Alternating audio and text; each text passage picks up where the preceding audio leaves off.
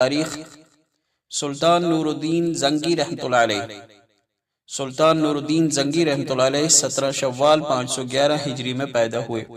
بڑے ہی نیک اور عبادت گزار تھے۔ اپنے والد عماد الدین زنگی کے بعد ملک شام کے بادشاہ بنے۔ اپنی حکومت میں انہوں نے شام کے تمام بڑے بڑے شہروں میں مدرسے بنوائے۔ علماء اور اہل دین کی بہت تعظیم کرتے تھے۔